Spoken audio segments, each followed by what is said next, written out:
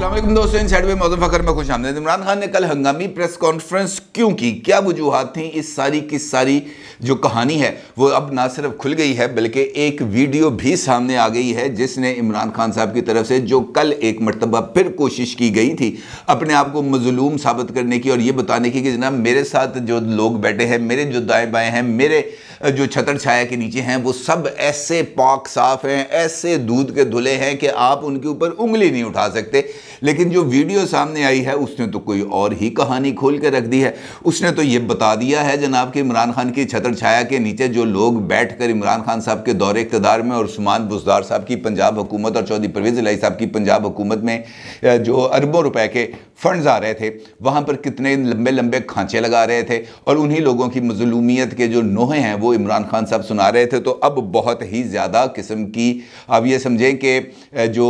इमरान खान साहब हैं इनकी जो इखलाकी साख है अब इसके ऊपर बहुत ही ज़्यादा सवाल उठने शुरू हो गए हैं। और सबसे इंपॉर्टेंट बात यह है कि अब इमरान खान साहब के हर अमल का जवाब दिया जाएगा, हर एक बयानिया जो वो बना रहे हैं, हर एक झूठ जो वो बोल रहे हैं उसका ना सिर्फ जवाब दिया जाएगा बल्कि मुंह तोड़ किस्म का जवाब दिया जाएगा। और ये मुंह तोड़ जवाब मैं इस वजह से कह रहा हूं कि इमरान खान साहब कल अगर बैठकर झूठी प्रेस कॉन्फ्रेंस ना करते तो शायद आज वो वीडियो बयान सामने ना आता और उस वीडियो बयान में बाज़ाब्ता तौर पर वो जो ग्रेड 4 का जो था चौकीदार वो अदालत के रूबरू बैठकर ये बात बता रहा है सेक्शन 164 का बयान देते हुए कि जनाब ये जो उस्मान डार साहब हैं जो चले गए थे, उनके खिलाफ जब एंटी करप्शन का पर्चा दर्ज हुआ था तो वो दुबई चले गए थे, तो वो ये बता रहा था कि जनाब इनके भाई जो हैं वो किस किस तरीके से कार्रवाइयाँ डालते रहे हैं और किस किस तरीके से जो है वो अहमद डार साहब ने अपने अपने खांचे बनाए हुए थे जो उस्मान डार साहब के छोटे भाई हैं। अब देखें, ये मैं आपके सामने ये दोनों पिक्चर्स रखता हूँ कि किस तरीके से इमरान खान साहब ने अपने नैरेटिव बिल्डिंग के लिए इस बेचारे चौकीदार को इस्तेमाल किया, अपने साथ बिठाकर, और फरमा रहे थे कि जनाब हमारा आइन वाज़े करता है कि हर इंसान की इज्जत की हिफाजत की जाए। ये वो प्रेस कॉन्फ्रेंस करते हुए कह रहे हैं और बार बार अपने साथ बिठाए हुए शख्स की तज़हीक करते रहे, ये कहते हुए कि देखो ग्रेड 4 का है, ये बेचारा चौकीदार है, ग्रेड 4 ये बेचारा पीएन है। ये बेचारा लफ्ज़ मैं अपने तौर पे इस्तेमाल कर रहा हूँ लेकिन वो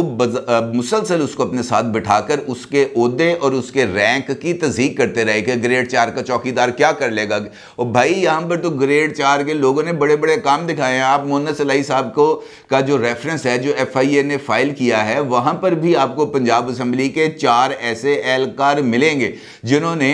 जो है मोहन्नस इलाही साहब के अकाउंट में एक नहीं, 2 नहीं बल्कि कितने ही करोड़ रुपए जमा कराए हैं। और FIA ने इस हवाले से जो डॉक्यूमेंटेड एविडेंस है कि पैसे आए उस ग्रेड 4 के जो पीएन था उसके अकाउंट में, जूनियर क्लर्क के अकाउंट में, और उसने अपने अकाउंट से पैसे निकलवाकर मोहन्नस इलाही साहब के अकाउंट में जमा कराए। तो ये कहानी बड़ी अजीबोगरीब है। इमरान खान साहब ने जो कल प्रेस कॉन्फ्रेंस की उसका बुनियादी नुकता ये था कि ये जो मुलाजम था जिसका नाम है जावेद, इसके ऊपर दबाव डाला गया और इस पर दबाव डालकर 164 का बयान रिकॉर्ड किया गया और दबाव डालने के लिए इसकी यानी जावेद की जो अहलिया थी और जो बच्चे थे उनको दूसरे कमरे में बिठाया गया और जावेद को ये कहा गया कि जनाब अगर तुमने उस्मान डार के खिलाफ एतराफ़ी बयान नहीं दोगे तो हम जो है तुमको भी नंगा करेंगे और तुम्हारी जो अहलिया है उसके साथ भी यही सलूक किया जाएगा और फिर उनकी तस्वीर और वीडियो बनाकर सोशल मीडिया पर वायरल कर दी जाएंगी और उसके बाद तुम किसी जगह पर मुंह दिखाने लायक नहीं रहोगे। लिहाजा बेहतर ये है कि तुम ये जो इतराफ़ी बयान जो तुम्हें कहा जा रहा है मजिस्ट्रेट के सामने सेक्शन 164 का, वो बयान वहां पर रिकॉर्ड करा दो। अब देखना यह है कि इनफैक्ट इमरान खान साहब को हर एक बंदा, चाहे वो आजम स्वाति है या शहबाज गिल है, कोई भी हो, इमरान खान साहब की ये ख्वाहिश पता नहीं क्यों उनके अंदर से डेवलप होती है कि जनाब इस बंदे को नंगा किया जाए और नंगा करके तशद्दुद किया जाए।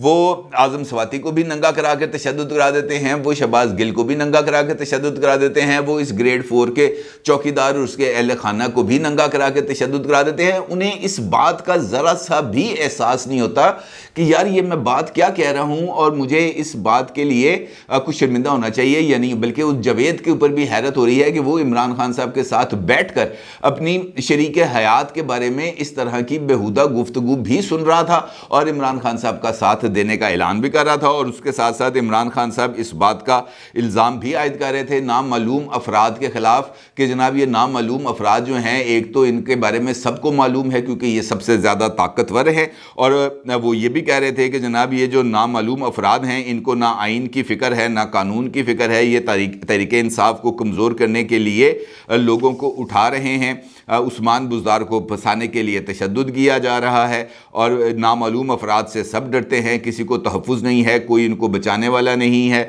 और फिर वो ये कहते हैं कि जनाब मैं चीफ़ जस्टिस ऑफ पाकिस्तान से पूछना चाहता हूँ कि हम कहाँ जाएँ। चीफ जस्टिस से दरख्वास्त है कि वो जावेद अली के वाक़े पर अज़ खुद नोटिस लें, पता चलाएं कि वो नामालूम कौन है। यानी अब इमरान खान साहब की तरफ से जो नई लड़ाई आ रही है वो नामालूम अफराद के हवाले से है। उनको इस बात से फिक्र नहीं है कि उस्मान डार के ऊपर किसी तरह का इल्ज़ाम आया, लेकिन ये जो नई चीज़ सामने आई है, जो वीडियो आज सामने आई है, उसने तो बिल्कुल एक नई कहानी खोल के रखी है। और उस कहानी के अंदर जावेद अली साहब ये बता रहे हैं, वो जो वीडियो बयान है उनका, उसके अंदर वो ये बता रहे हैं कि वो पहले उस्मान डार साहब के पीए थे,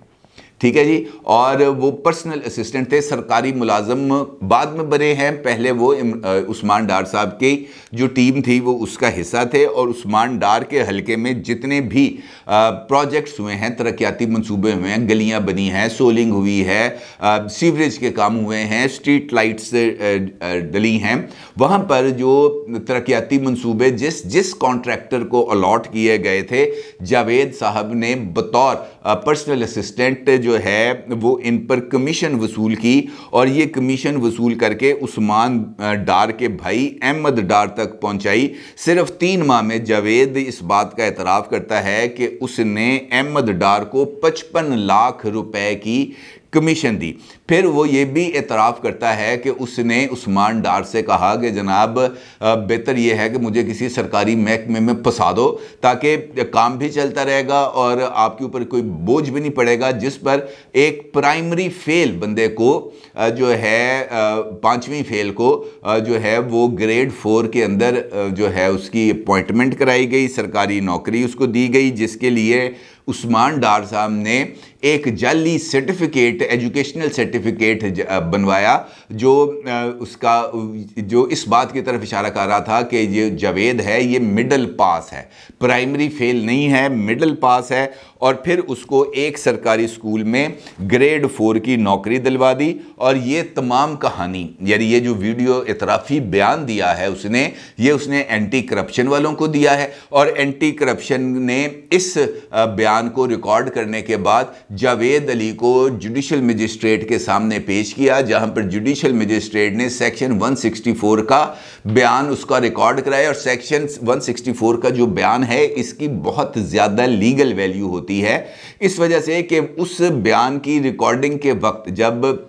ये बयान रिकॉर्ड कराया जाता है तो उसका तरीकाकार ये होता है कि वो जो जिसने ये बयान देना होता है, मजिस्ट्रेट उसको कहता है कि तुम पर कोई दबाव तो नहीं है। वो कहता है नहीं, मुझ पर कोई दबाव नहीं। वो कहता तुम अपनी मर्ज़ी से ये बयान देना चाहते हो? वो कहता है जी मैं अपनी मर्ज़ी से बयान देना चाहता हूँ। तुम्हें पुलिस वालों ने तो कोई दबाव नहीं डाला? वो कहता है जी मैंने पुलिस वालों पर कोई दबाव नहीं डाला। फिर मजिस्ट्रेट ये कहता है कि मैं ये पुलिस वालों को सबको कमरे अदालत से बाहर निकाल रहा हूँ, तुम्हें तन्हाई में 30 मिनट देता हूँ सोचने के लिए, तुम आराम सुकून से बैठ के सोचो कि क्या तुम जो बयान देना चाह रहे हो वो बिल्कुल हक़ाइक़ के मुताबिक है, इसके अंदर कोई ज़बरज़ेर पेश नहीं है, कोई दबाव नहीं है। और आधे घंटे के बाद तुम जो है वो बयान हल्फी दोगे। वो 30 मिनट तक आराम से बैठता है, तन्हाई में बैठता है। 30 मिनट के बाद मजिस्ट्रेट आता है और मजिस्ट्रेट आकर उसे कहता है कि तुम रेडी हो, तुमने अच्छी तरह सोच लिया है, तुम पे कोई दबाव नहीं है? वो कहता नहीं जी बिल्कुल कोई दबाव नहीं। वो कहता अच्छा जी बयान रिकॉर्ड कराओ। और उसके बाद वो बयान रिकॉर्ड कराता है और बयान रिकॉर्ड कराने के बाद मजिस्ट्रेट साहब उसका अंगूठा लगवाते हैं, उसके दस्तखत करते हैं, मोहर लगाते हैं और ये जो बयान है ये बहुत ज़्यादा ऑथेंटिक होता है। अब मामला ये है कि एंटी करप्शन पंजाब के जो नए डायरेक्टर आए हैं सुहेल चट्ठा साहब, उन्होंने अब बहुत ज़्यादा कार्रवाइयाँ करना शुरू कर दी हैं। बल्कि अगर मैं आपसे ये कहूँ कि इस वक्त एक नोटिफिकेशन है जो आप अपनी स्क्रीन पर देख सकते हैं, उस नोटिफिकेशन के तहत ना सिर्फ चौधरी परवेज़ इलाही साहब बल्कि उस्मान बुज़दार साहब के दौर में यहाँ पर जिन हाउसिंग सोसाइटीज़ को इजाज़त दी गई थी उनका डाटा खोल दिया गया है। परवेज़ इलाही साहब के दौर के अंदर जो मुकदमात ख़त्म कराए गए थे उन मुकदमात को रीओपन किया जा रहा है, उनके नए सिरे से इन्वेस्टिगेशन की जा रही है। उस्मान डार साहब के ख़िलाफ़ भी इंक्वायरी की जा रही है। उस्मान बुज़दार साहब को बुला लिया गया है, उनसे भी कहा गया है कि जनाब आप आएँ और अपने असासों की तफसीलात दें। और जो असासों की तफसीलात एंटी करप्शन को मिली हैं, वो बंदा जो ये कहता था कि जनाब मैं तौसा में रहता हूँ, इमरान खान साहब ने खुद अपने तकरीर के अंदर इस बात का ऐलान किया था कि उस्मान बुज़दार जिस इलाके में रहता है वहाँ पर तो बिजली नहीं है। और जो रिकॉर्ड उनको महकमा एक्साइज की तरफ से दिया गया है, उस्मान बुज़दार साहब इस वक्त 21 लग्जरी गाड़ियों के मालिक हैं। उस्मान बुज़दार साहब, उनकी अहलिया, उनके भाई, बल्कि उनके मरहूम वालिद के नाम पर भी गाड़ियाँ, इस वक्त 21 गाड़ियाँ रजिस्टर्ड है। अब उस्मान बुज़दार साहब को आकर ये बात बतानी पड़ेगी, जनाब ये 21 गाड़ियाँ उस एरिया में कहाँ से आई जहाँ पर उनके पास बिजली भी नहीं थी, और ये जो वज़ारत आला का दौर था उसके बाद ये सारी कहानी कैसे खुलती है और कौन कौन सामने आता है। इसके साथ साथ फ़रा गोगी साहिबा के हवाले से जो इंक्वायरीज़ बंद कर दी गई थी, जो बिशरा बीबी की कारें ख़ास थी, वो इंक्वायरी भी खुल गई। शेख रशीद के ख़िलाफ़ एक एंटी करप्शन के अंदर इंक्वायरी जारी थी, वो इंक्वायरी बंद कर दी गई थी, उस इंक्वायरी को भी खोल दिया गया। कहने का मतलब ये है कि ये जो खांचे इन लोगों ने लगाए हुए थे, वो खांचे अब दोबारा मंजरे आम पर आने के लिए बिल्कुल रेडी हैं। उस इमरान खान साहब को प्रॉब्लम क्या है? इमरान खान साहब को हकीकी मानों में तकलीफ इस बात की होगी कि जनाब अब एहतसाब या सवालो जवाब शुरू हो गया। मुकदमात गलत हैं, दुरुस्त है, इसका फैसला तो कोर्ट ऑफ लॉ में होगा, लेकिन जो एविडेंसेस सामने आएंगे, जिस तरह उस्मान बुज़दार की मैंने आपको मिसाल दी कि ये तो महकमा एक्साइज का रिकॉर्ड है ना, जहाँ पर गाड़ियाँ ना सिर्फ ट्रांसफ़र हुई हैं उस्मान बुज़दार साहब के नाम पर, बल्कि वहाँ पर वो जो गाड़ियों की रजिस्ट्रेशन है, गाड़ियों का मेक है, गाड़ियों का मॉडल है, वहाँ पर तो ये चीज़ें रिकॉर्ड में हिस्सा हैं। वो रिकॉर्ड तो टेम्पर नहीं किया जा सकता। उस्मान बुज़दार ये तो नहीं कहेगा कि जनाब ये 21 गाड़ियाँ मेरी नहीं हैं, या फ़रा गोगी ये नहीं कहेगी कि जनाब ये जो ताहिर खुर्शीद साहब के साथ मिल के जो प्रिंसिपल सेक्रेटरी थे उस्मान बुज़दार के, वहाँ पर मिलकर ट्रांसफ़र पोस्टिंग के पैसे लिए गए, और उनके लिए भी जो जिन लोगों ने पैसे दिए हैं उन्होंने अपने बयान वहाँ पर रिकॉर्ड करा दिए हैं। चौधरी परवेज़ इलाही और चौधरी मोनस इलाही साहब दोनों की तरफ से हाउसिंग सोसाइटीज़ के मुख्तलिफ प्रोजेक्ट्स के अंदर जहाँ जहाँ पर LDA की तरफ से गो स्लो पॉलिसी इख्तियार की गई थी, जहाँ जहाँ पर जो LDA ने मुख्तलिफ हाउसिंग सोसाइटीज़ के ऊपर ऑब्जेक्शंस लगाए थे, खुसूसी अहकामात के तहत मियाँ असलम इकबाल साहब उस वक्त चेयरमैन थे LDA के, वहाँ पर उन लोगों को रियायतें दी गई, वहाँ पर उनसे रूल्स को रिलैक्स कराया गया, 24 घंटे के अंदर अंदर हाउसिंग सोसाइटीज़ की मंजूरी दी गई। तो ये तमाम चीज़ों को अब देखा जा रहा है, और चूँकि ये देखा जा रहा है लिहाजा इमरान खान साहब को प्रॉब्लम है, क्योंकि अगर ये बात आगे बढ़ती है तो ये पार्टी के ऊपर जो उन्होंने एक मिस्टर क्लीन और बिल्कुल साफ शफाफ लोगों की जमात का जो उन्होंने तासुर भरा हुआ है वो बिल्कुल ख़त्म हो जाएगा, और वो तमाम लोग जो वाक़तन इस बात की तरफ संजीदा थे कि इमरान खान हकीकी मानों में कोई तब्दीली लाना चाहता है, करप्शन से बिल्कुल पाक है, इसका दामन बिल्कुल साफ़ है, तो वो सब कुछ खुल के सामने आ जाएगा। और जब खुल के सामने आ जाएगा तो फिर जो है वो मुंह छुपाने की जगह नहीं मिलेगी। और इस मामले में हुकूमत का फ़ैसला भी बहुत ही ज़्यादा ज़बरदस्त है कि जनाब वो जो है ना, जहाँ जहाँ पर आएगा वहाँ पर ठा ठा किस्म का जवाब आएगा। इमरान खान के हर एक अमल का ना सिर्फ जवाब दिया जाएगा, बल्कि वो जवाब उससे ज़्यादा सख्त होगा जो इमरान खान इस्तेमाल करेंगे। और इस अमल की बुनियाद भी रख दी गई है। ये जो वीडियो जिसका मैं आपके साथ जिक्र कर रहा हूं, ये वीडियो इस बात का सबूत है कि इमरान खान के हर एक झूठ या हर एक अमल जिसके जरिए इमरान खान साहब अपने आप को मासूम और बेगुनाह साबित करना चाहेंगे, हर एक झूठ का ना सिर्फ पर्दाफाश किया जाएगा, बल्कि जो रद्द अमल है वो बहुत ही ज़्यादा शदीद भी हो सकता है। बल्कि अगर ये मैं कहूँ कि मुंह तोड़ होगा तो ये कहना भी कुछ ज़्यादा गलत नहीं होगा। आने वाले दिनों में इमरान खान साहब को ऐसे कुछ और जवाबात भी मिलने जा रहे हैं जो इस मुंह तोड़ जवाब से ज़्यादा सख्त हो सकते हैं। अपनी राय का ज़रूर इज़हार कीजिएगा। आपको बहुत शुक्रिया। अल्लाह हाफ़िज़।